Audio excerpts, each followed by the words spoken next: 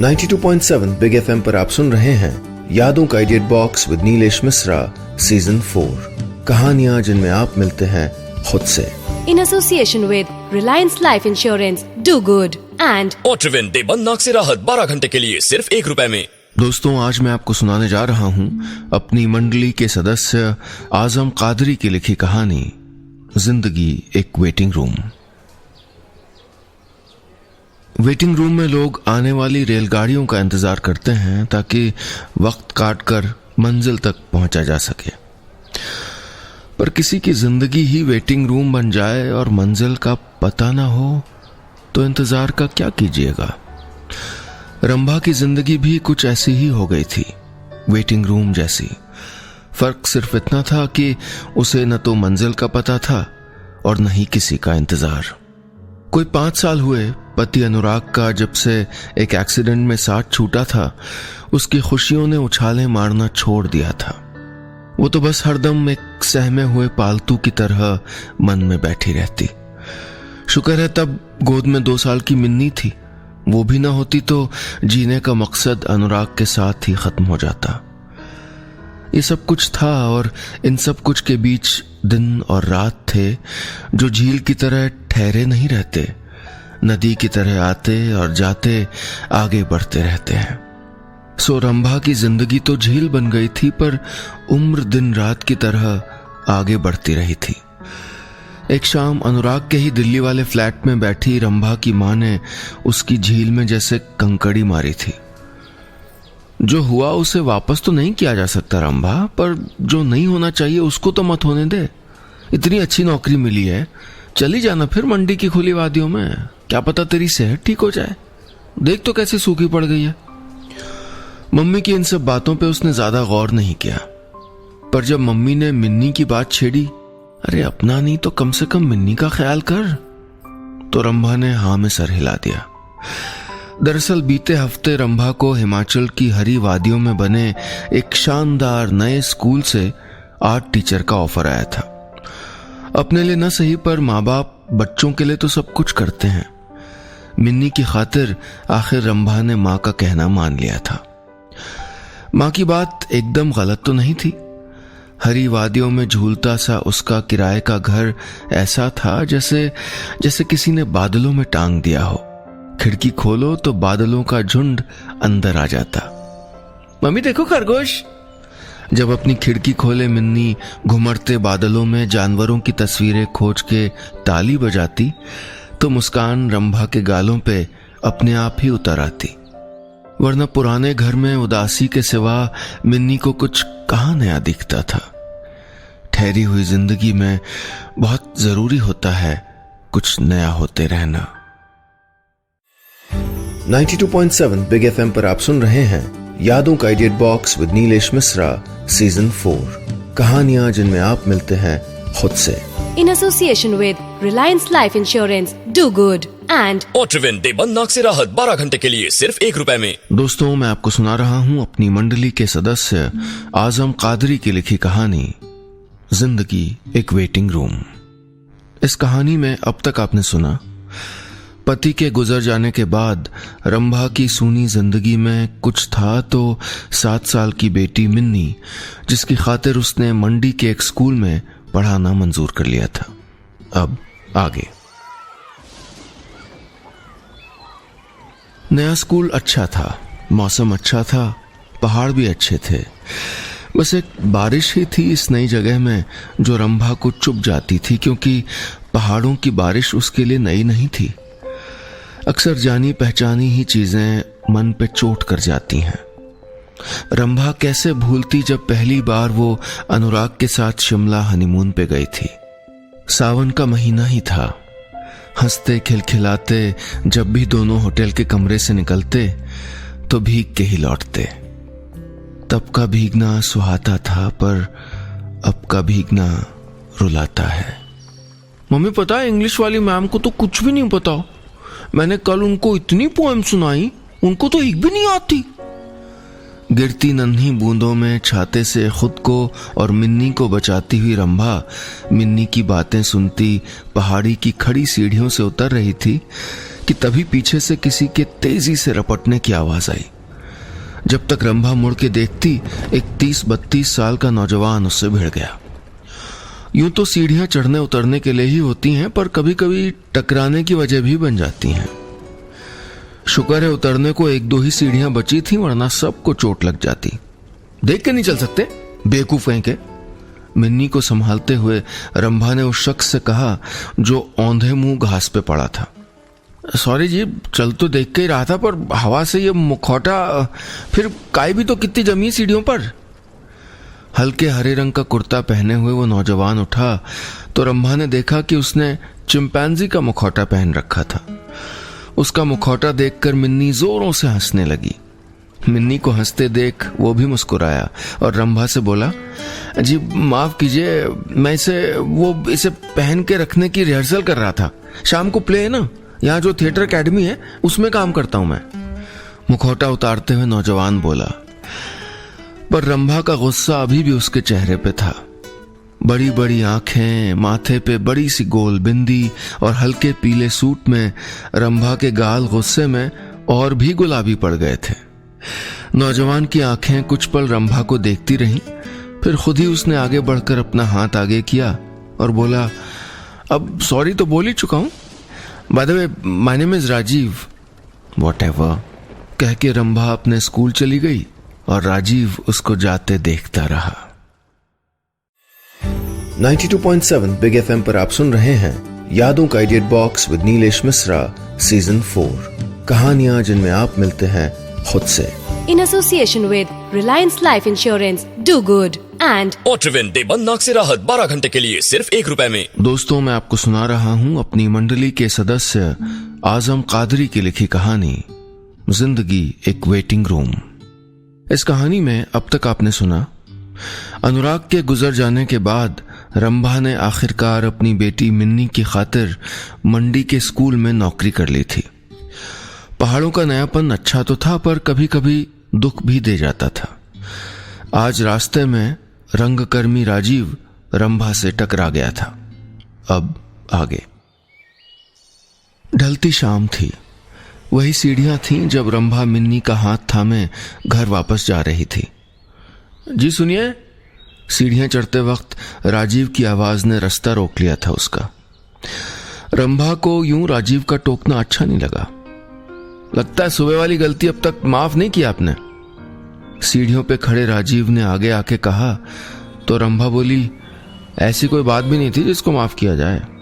कह के रंभा आगे बढ़ी तो राजीव ने फिर टोका, इसका मतलब आपने माफ कर दिया है? जब माफ कर ही दिया है तो हमारा प्ले देखने आइएगा कल शाम को 7 बजे। बच्चों का प्ले आपको अच्छा लगेगा। कह के राजीव ने प्ले के 2 टिकट आगे बढ़ा दिए। आपका मंकी वाला मास्क कहाँ है? बीच में मिन्नी टपक पड़ी। राजीव ने जवाब दिया, वो तो ऑडिटोरियम में रखा है। आप कल हमारा प्ले देखने आइएगा ना, वहां दिखा दूंगा। राजीव ने टिकट मिन्नी को थमा दिए। टिकट पे जंगल बुक के किरदार देखकर मिन्नी का चेहरा मुस्कुरा दिया। मम्मी देखो मोगली। मिन्नी टिकट को निहार रही थी। थैंक्स कह के रंभा फिर से जाने को हुई तो राजीव ने अब की फिर रोक लिया। देखिए, वैसे तो मैं आपको फ्री में पास दे देता, पर इस बार प्ले का खर्चा ज्यादा है। राजीव ने लड़खड़ाते हुए कहा, ज्यादा नहीं है, बस 100 रुपए। न जाने क्यों राजीव की इस बात पे रंभा को हंसी आ गई। आपको एक्टर की जगह सेल्समैन होना चाहिए, रंभा ने कहा और 200 रुपए पर्स से निकालकर राजीव को दे दिए। रात में बारिश खूब होने की वजह से ठंड बढ़ गई थी। रंभा का किराए का ये घर अंग्रेजों के वक्त का था, सो घर में फायरप्लेस भी बना हुआ था। पड़ोसियों से लकड़ियां मांगकर उसमें आग जला दी गई। घर के कोने में आग जलते देख मिन्नी तो बड़ी खुश थी। एक एक करके उसने अपने सारे खिलौने अलमारी से निकाले और फायरप्लेस के आसपास रख दिए। क्या कर रही हो मिन्नी? रंभा ने पूछा तो बोली, मम्मी इनको वहां ठंड लग रही थी ना, इसलिए यहां रख दिया। रंभा ने देखा मिन्नी अपने दोनों हाथ आग से गर्म करती, फिर खिलौनों के बदन को सेंकती। बिल्कुल ऐसे ही तो करते थे अनुराग। अपने हाथों को रगड़कर ऐसे ही गर्म करके रंभा के कानों को, चेहरे को प्यार की तपिश से गरमाए रखते थे। मिन्नी ने तो ज्यादा अपने पापा को देखा भी नहीं था, फिर ये किसने बताया? खून के रिश्तों की आदतें बिन बताए ही एक दूसरे में ट्रांसफर हो जाती हैं। जलती आग में उस दिन जैसे किसी ने याद का कोयला डाल दिया था, जिसका धुआं सारी रात रंभा की आंखों से बहता रहा। खैर, रात गुजरनी थी सो गुजर गई। सुबह से ही मिन्नी ने जिद पकड़ रखी थी, मम्मी हम प्ले देखने कब चलेंगे, मुझे मोगली को देखना है। कितनी बार कह चुकी हूं मिन्नी, प्ले शाम को है बेटा। न चाहते हुए भी उस दिन रंभा को घंटा भर पहले तैयार होना पड़ा। रंभा जब से यहां आई थी, यह पहली बार था जब कहीं घूमने के लिए तैयार हुई हो। बाजार से थोड़ा नीचे उतरकर जो थिएटर इंस्टीट्यूट था, वहीं का पता लिखा था टिकट पर। थोड़ा पहले पहुंच गई रंभा ने देखा कि ऑडिटोरियम के बाहर तितलियों के, भेड़ों के, बंदरों के तमाम रंग बिरंगे पपेट पेड़ों पे सजे हुए थे। जंगल बुक के किरदारों में कलाकार वहां आए बच्चों को हंसाते, गुदगुदाते तो कभी टॉफी बांट जाते। कभी रंभा भी तो ऐसी ही न जाने कितनी एग्जीबिशन में अपनी कला बिखेरा करती थी। यहां के रंभा को अच्छा लगा। भूले हुए दिन किसी भी सूरत में वापस आ जाएं तो मन को खुश कर ही जाते हैं। बच्चों का वो म्यूजिकल प्ले अच्छा था, मिन्नी ने खूब एंजॉय किया। प्ले खत्म होने पे राजीव ने स्टेज से ही रंभा को रुकने का इशारा किया और जल्दी से मेकअप उतार कर आ गया। फिर भी मेकअप की चमकनी के इक्का दुक्का कण उसके गाल पे मौजूद थे। मुझे पता था आप आएंगी, राजीव ने कहा। कैसे? एक तो आपने टिकट पे पैसे खर्चा किए और दूसरा कि प्ले आपसे ज्यादा इसको देखना था। राजीव ने मिन्नी के सर पे हाथ फेरा और चेहरा फुलाकर, मैं एक बूढ़ा बंदर हूं, दिन भर सोता रहता हूं, लाइंस बोलने लगा जो उसने प्ले में बोली थी। मिन्नी ताली बजा के हंसने लगी थी। ओल्ड मंकी, मेरा मास्क कहाँ है? मिन्नी ने राजीव को याद दिलाया तो राजीव ने पूछा, मास्क का क्या करेंगी आप? मिन्नी सोच में पड़ गई। अपने बैग में से मास्क निकालते हुए राजीव ने एक नजर रंभा को देखा, फिर बोला, एक काम करना, ये मास्क ना आप अपने पापा को दे देना, ठीक है? राजीव ने तो बात रंभा को छेड़ने के लिए कही थी, लेकिन उसे नहीं पता था कि मिन्नी का जवाब उसे खामोश कर देगा। मगर मेरे पापा तो है ही नहीं, वो तो सितारा बन गए हैं। मिन्नी के मासूम जवाब ने सबके चेहरों का रंग उतार दिया था। I am sorry. कितनी मुश्किल से 3 अल्फाज निकले थे राजीव के मुंह से। 92.7 बिग एफएम पर आप सुन रहे हैं यादों का edit box with Nilesh Mishra season 4, कहानियां जिनमें आप मिलते हैं खुद से। In association with Reliance Life Insurance, Do Good and ऑट्रिविन देबंद नाक से राहत 12 घंटे के लिए सिर्फ 1 रुपए में। दोस्तों, मैं आपको सुना रहा हूं अपनी मंडली के सदस्य आजम कादरी की लिखी कहानी जिंदगी एक वेटिंग रूम। इस कहानी में अब तक आपने सुना, अनुराग के गुजरने के बाद देर से ही सही रंभा ने अपनी बेटी मिन्नी की खातिर पहाड़ों पे बसे मंडी के स्कूल में नौकरी कर ली। वहां एक दिन थिएटर में काम करने वाला राजीव उससे टकरा गया था। आज जब रंभा राजीव का प्ले देखने गई तो उसे बहुत अच्छा लगा, लेकिन उसके पति के गुजरने की बात अचानक आ जाने से मन उदास हो गया था। अब आगे बात की चुभन रंभा के चेहरे पे देख सकता था राजीव। आइए ना, कैंटीन चलते हैं, चाय अच्छी मिलती है यहाँ। राजीव माहौल को हल्का करना चाहता था। रंभा के लाख मना करने पे भी राजीव उसे कैंटीन ले ही आया। कैंटीन में राजीव ने अपने साथी कलाकारों से रंभा को मिलवाया। मिन्नी तो भालू बने तंदुरुस्त रोहन को छोड़ ही नहीं रही थी। नहीं, आप मुझे भी पीठ पे घुमाइए जैसे मोगली को घुमा रहे थे। राजीव के दोस्त रोहन की पीठ पे बैठी मिन्नी खुशी से खिलखिला रही थी और रंभा का मन हल्का हो रहा था। सॉरी, वो मुझे पता नहीं था। चाय का प्याला आगे करते हुए राजीव ने रंभा से कहा तो उसने इट्स ओके कह के प्याला थाम लिया था। आप यहाँ, मैं स्कूल में आर्ट पढ़ाती हूँ, ज्यादा दिन नहीं हुए अभी यहाँ आए, इससे पहले दिल्ली में थी। राजीव के सवाल का रंभा ने जवाब दिया और कैंटीन की सजावट को देखने लगी। बांस की पत्तियों से बने लैंप, दीवारों पे लिखे जुमले, नाटकों के पोस्टर, हर तरफ कला ही कला झड़ रही थी। रंभा को तो शुरू से ही ऐसी जगहों पे जाना, काम करना अच्छा लगता था, पर शादी के बाद घर बसाने में वक्त ही नहीं मिला। फिर उसके बाद तो वक्त ने ऐसा खेल खेला कि सारे मौके फीके करके चला गया। रंभा को अच्छा लग रहा था। मिन्नी काफी देर तक राजीव के दोस्तों के साथ खेलती रही और रंभा राजीव को अपनी आर्ट की बातें बताती रही। बातों ही बातों में कितना वक्त गुजर गया पता ही नहीं चला। रात काफी हो गई थी और हल्की बारिश भी चालू थी। नहीं, मैं चली जाऊंगी, रंभा ने कहा था, पर राजीव ने मना कर दिया। रात ज्यादा ना होती तो मैं जाने देता, फिर बारिश भी तो हो रही है। मिन्नी को गोद में लादे हुए राजीव टॉर्च की रोशनी में उस दिन रंभा को उसके घर तक छोड़ने आया। था तो कुछ भी नहीं, पर कुछ होने की गुंजाइश तो थी। अनजान शहर में यूं राजीव का अपनापन रंभा को अच्छा लगा था। राजीव के जाते वक्त रंभा ने कहा था, ध्यान से जाना, बारिश तेज हो गई है।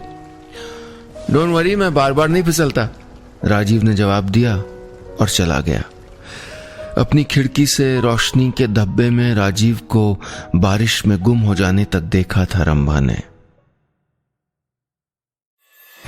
92.7 बिग एफएम पर आप सुन रहे हैं यादों का idiot box with Nilesh Mishra season 4, कहानियां जिनमें आप मिलते हैं खुद से। In association with Reliance Life Insurance, Do Good and ऑट्रिविन देबंद नाक से राहत 12 घंटे के लिए सिर्फ 1 रुपए में। दोस्तों, मैं आपको सुना रहा हूं अपनी मंडली के सदस्य आजम कादरी की लिखी कहानी जिंदगी एक वेटिंग रूम। इस कहानी में अब तक आपने सुना, अपने पति के गुजर जाने के बाद रंभा के दिन एकदम सूने हो गए थे। बेटी मिन्नी न होती तो जीने का मकसद ही न रह जाता। पर एक दिन पहले ही वो राजीव से मिली तो कुछ अच्छा सा लगने लगा था उसे। अब आगे। अगले दिन संडे था। रंभा देर तक सोती रही। फिर घर की साफ सफाई करके बैठी ही थी कि घर की घंटी बजी। देखा तो राजीव था। जानता था आज संडे का दिन है, आप घर ही पे होंगी। मिन्नी को कल ये मास्क देना भूल गया था, इसलिए चला आया। आइए आइए, अंदर आइए ना। रंभा के कहने पे राजीव अंदर आया। घर की दीवारें एकदम खाली खाली देख के बोला, लगता नहीं किसी आर्टिस्ट का घर है। मैं टीचर हूं राजीव। हाँ, आप टीचर हैं, पर उससे पहले तो आर्टिस्ट है ना। राजीव को रंभा क्या बताती कि घर को उन्हीं पेंटिंग से सजाना उसके लिए आसान नहीं था जो उसने कभी अपने पति अनुराग के साथ दिल्ली वाले घर में दीवारों पे लगाई थी। हर एक तस्वीर के साथ तो अनुराग की बातें जुड़ी हुई थी। जब मन ही खाली हो तो घर भला कोई कैसे सजाए। आप चाय पियेंगे? अरे, हम थिएटर वाले चाय को कभी मना नहीं करते, राजीव ने कहा तो दोनों हंस दिए। रंभा चाय बना लाई। आपने अपने बारे में कुछ बताया नहीं राजीव। बताने को तो बहुत कुछ है रंभा, पर शॉर्ट में इतना ही कह पाऊंगा कि कई साल हुए घर छोड़ के आ गया था। पापा चाहते थे उनका बिजनेस संभालूं, और मैं जो चाहता था वो उनको कभी समझ में ही नहीं आया। और मम्मी? रंभा ने पूछा तो राजीव खाली दीवार की तरफ कुछ पल देखता रहा। फिर बोला, माँ होती तो एक बार ही सही मिलने जरूर आती। आंखों में आंसू आते आते ही रह गए थे उसके। Old monkey! राजीव अभी अपने में ही था कि दूसरे कमरे से मिन्नी चिल्लाई। उसका इतना कहना था कि राजीव वही चिंपैंजी वाला मुखौटा पहनकर उसके साथ खेलने लगा। जब राजीव चला गया तो रंभा को लगा कि दुख दर्द तो बिना बताए चले आते हैं, पर उनको पीकर खुशी से आगे बढ़ते रहना एक कला है जो राजीव ने अपने में संजोली थी। उस दिन से राजीव लगभग रोज ही रंभा से मिलने आने लगा। वो ना आता तो रंभा ही उससे मिलने चली जाती। सबसे दूर रहने वाली मिन्नी पता नहीं कुछ ही दिनों में राजीव से ऐसी घुल गई कि लगता था कि दोनों का गहरा रिश्ता है। दबी आवाज में ही सही, एक दिन शाम के वक्त जब बारिश जोरों पे थी तो कैंटीन में राजीव ने रंभा से कहा, रंभा, आई लव यू। कह के राजीव शर्मा गया था और रंभा उसका चेहरा देखती रह गई। ये सब था और रंभा को समझ नहीं आ रहा था कि वो इस पनपते रिश्ते का क्या करे। दिल तो उसका भी कहीं राजीव में ही अटक गया था। उस दिन अनुराग की फोटो के सामने वो खूब रोई, जैसे नए रिश्ते की इजाजत मांग रही हो। रोई तो मन हल्का हो गया। शाम हो गई थी। न चाहते हुए भी रंभा अपनी खिड़की पे आकर राजीव के आने का इंतजार करने लगी। रिश्तों की गांठें खोलकर सबने लगता था कि एक दूसरे को इजाजत दे दी थी। रंभा की बेलौस जिंदगी में अब कम से कम किसी का इंतजार तो शामिल था। बस इतनी सी थी ये कहानी। 92.7 बिग एफएम पर आप सुन रहे हैं यादों का edit box with Nilesh Mishra season 4। कहानियां जिनमें आप मिलते हैं खुद से।